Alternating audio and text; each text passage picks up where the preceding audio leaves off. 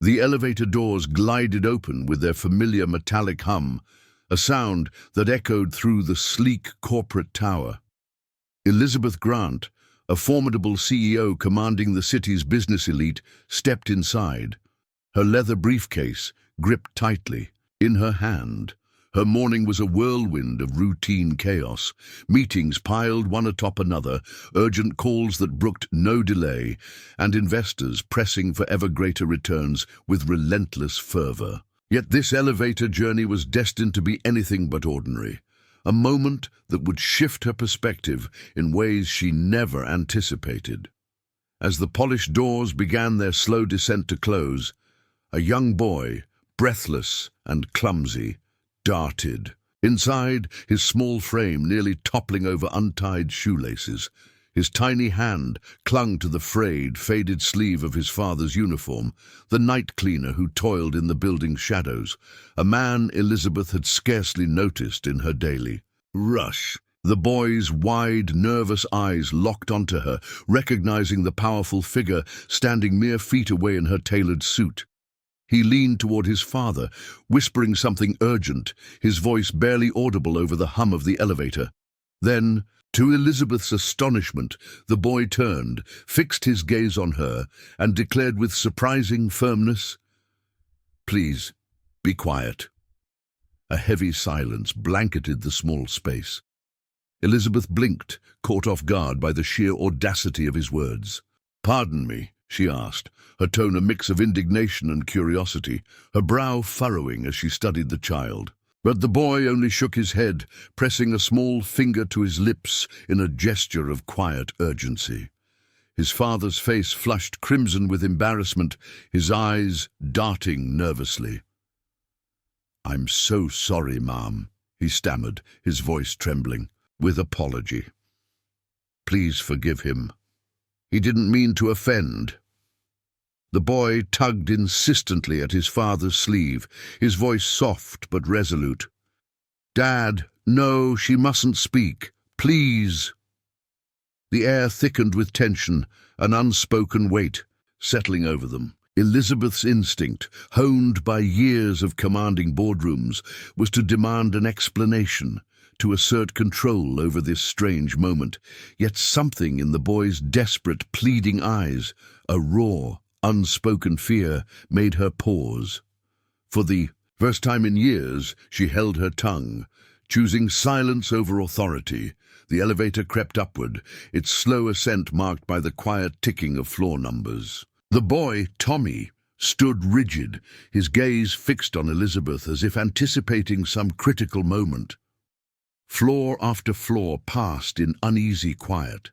Then, as they reached the 15th floor, a piercing screech tore through the elevator shaft, a jarring sound that set nerves on edge. The lights flickered ominously, and with a sudden jolt, the elevator ground to a halt. The cleaner gasped, his breath catching in his throat.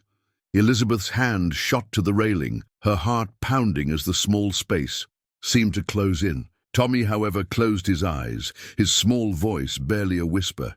"It's okay. Just stay quiet, please." Confusion churned within Elizabeth, her mind racing. Why silence? Why now? She wondered, her thoughts a tangled swirl of questions. Minutes dragged on, each second heavy with uncertainty. Elizabeth reached for the emergency button, her fingers trembling, but Tommy's small hand swiftly covered hers. "Shh," he pleaded, his eyes wide with urgency. "The doctor said noise makes it worse for him." It was then she saw it. The cleaner, Tommy's father, was clutching his chest, his face pale, his breathing uneven and labored. Sweat glistened on his brow, his body trembling with the signs of a medical crisis. Elizabeth's heart sank, a wave of realization crashing over her. "My God, he needs help," she whispered, her voice barely audible. But Tommy shook his head, tears brimming in his wide eyes. "If people panic and shout, it makes it worse," he said, his voice cracking with emotion. "The doctor said when it happens, he needs calm. Silence helps him breathe." In that moment, Elizabeth understood. Tommy wasn't being rude. He was fighting to save his father's life. She knelt beside the cleaner, her usual CEO composure melting into something softer, more human. Her hand rested gently on his shoulder, a quiet gesture of reassurance. "You're safe," she said softly, her voice steady and warm. "We'll get you through this." Tommy rummaged through his worn backpack, pulling out a small paper bag with trembling hands. "Here, Dad," he whispered, carefully placing it over his father's mouth. "Slow breaths, remember." Elizabeth steadied the bag, her hands gentle but firm, anchoring the moment. Together, she and Tommy counted softly. Breath by breath, their voices a quiet rhythm guiding the cleaner through his pain. Slowly, his breathing steadied, his trembling eased, the crisis beginning to pass. Finally, after what felt like an eternity trapped in that metal box, the elevator shuddered back to life with a groan. The doors slid open on the next floor, revealing a team of emergency staff waiting, alerted by the system's automatic flag of the stall. The cleaner was carefully guided to a bench just outside, his breaths now steadier, his color returning. Elizabeth stayed close, her presence a quiet refusal to walk away from this moment of connection. Tommy clung tightly to his father's hand, his small frame still tense, but relieved. When the chaos finally settled, Elizabeth knelt before Tommy, her eyes meeting his. "You were extraordinary," she said, her voice thick with admiration. "You knew exactly what to do. You saved your dad." Tommy wiped his tears, his voice small but steady. "I just didn't want him to die. He always says if something happens, stay calm and don't let people panic. Noise makes it worse." Elizabeth's throat tightened, a lump forming as she processed his words. For years, she had seen the cleaners, janitors, and guards as mere shadows in her corporate empire, their lives invisible to her. Yet here, a child's courage had humbled her, reminding her of a truth she'd long overlooked. Every life, no matter how unnoticed, holds profound value. The next morning, Elizabeth made a quiet but resolute decision. She launched a comprehensive healthcare program for all the janitors, cleaners, and security staff in her company, people who had too often gone unseen in her world. She knew it couldn't erase years of indifference, but it was a meaningful start toward change.